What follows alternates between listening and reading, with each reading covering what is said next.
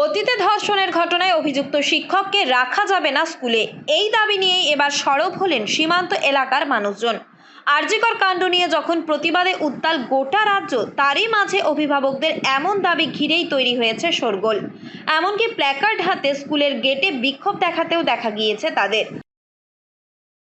এই স্কুলে উনি যদি থাকে আমরা আমাদের বাচ্চা কাচ্চা রাখবো না, আমরা এখানে পড়াবো না। আমার মেয়ে পড়ে এখানে, নির্মল স্যার এখানে থাকলে আমরা আমাদের মেয়ে বাচ্চাকে, উনি একটা দর্শক, উনি এই স্কুলে থাকলে উনি কি আবার আর একটা কিছু করবে না? আর কি এখন বর্তমানে ভারতবর্ষের যা পরিস্থিতি চলছে এই নিয়ে আমি আর এই স্কুলে রাখবো না। উনি রেপ কেসে জেল কেটে বেরিয়ে এসেছে। শিক্ষকের সঙ্গে কথা হয়েছে, ওনারা যদি রাখা হয় আমরা আমাদের ছেলে মেয়ে এখান থেকে টিসি দিয়ে অন্য স্কুলে নিয়ে চলবো না, এখানে রাখবো না। এই স্কুলের পরিবেশ নষ্ট হয়ে যাচ্ছে। জানা গিয়েছে, কয়েক বছর আগে ধর্ষণের ঘটনায় অভিযুক্ত শিক্ষক জামিনে মুক্ত পেয়ে আবারও যোগ দেন বনগাঁ থানার চাপাবেরিয়া রামকৃষ্ণ বিদ্যামন্দির প্রাথমিক স্কুলে। এবার সেই শিক্ষকের বদলির দাবিতেই সোচ্চার অভিভাবকরা, এমনকি পড়ুয়াদের স্কুলে পাঠানো বন্ধ করারও হুঁশিয়ারি দেন তারা। ওই স্কুলের শিক্ষক মৃন্ময় রায় বনগাঁ সাতভাই কালীতলা এলাকার বাসিন্দা। স্যার যেদিন স্কুলে এসেছে আমার বাচ্চা কিন্তু বাড়ি গিয়ে বলেছে ওই স্যারকে আমরা টিভিতে দেখেছি, ওই স্যারের ওই তাহলে বাচ্চার মুখ থেকে আমরা জিনিসটা শুনছি। তাহলে ওই রকম একটা, আমার ছেলে হোক, আমার কিন্তু মেয়ের, আমার ছেলে, তবু সে কিন্তু একটা বাচ্চা, সে বাড়ি গিয়ে যখন গল্প করছে তাহলে সেই জিনিসটা তো বাজে ব্যাপার হয়ে যাচ্ছে। তাহলে ও শিক্ষাটা কি পাচ্ছে স্কুলে এসে? আমরা তো শিক্ষা পাওয়ার জন্যই বাচ্চাকে স্কুলে পাঠাই, সেটাই যদি এখান থেকে না শিখে যায় তাহলে আমরা বাচ্চাদেরকে স্কুলে কি করতে পাঠাচ্ছি? আমরা চাইছি উনি এই স্কুল থেকে অন্য স্কুলে চলে যাক। স্কুলের পরিবেশ নষ্ট হচ্ছে, এই যে শুনছেন তো যে বাথরুমে যেতে দেয়নি, তাহলে বাচ্চাটা যদি ঘরের মধ্যে বাথরুম করে ফেলতো জিনিসটা কি বাজে ব্যাপার হয়ে যেত।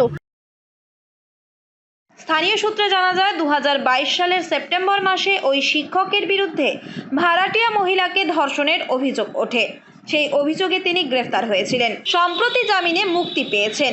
এরপরই আবার স্কুলের কাজে যোগ দেন, আর তাতে ক্ষোভে ফেটে পড়েন অভিভাবকেরা। স্কুলের শিক্ষকেরা অভিভাবকদের বুঝিয়ে আশ্বস্ত করার চেষ্টা করলেও অভিভাবকেরা জানান উনি ছাত্রছাত্রীদের সঙ্গে সঠিক ব্যবহার করেন না। ওই শিক্ষক এই স্কুলে থাকলে সকলেই আতঙ্কের মধ্যে থাকবে, সেই কারণে অন্যত্র বদলি করে দেওয়া হোক তাকে।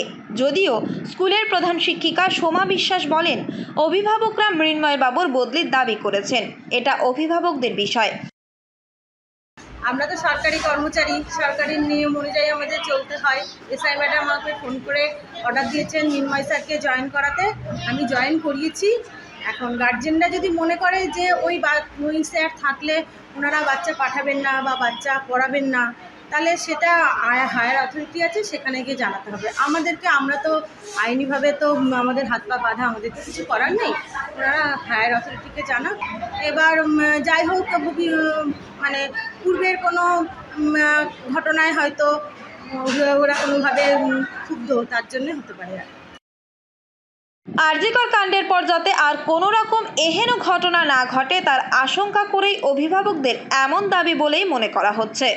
এখন দেখার পরবর্তী কী সিদ্ধান্ত নেয় প্রাথমিক শিক্ষা দপ্তর। উত্তর 24 পরগনা থেকে রুদ্রনারায়ণ রায়, লোকাল 18 বাংলা।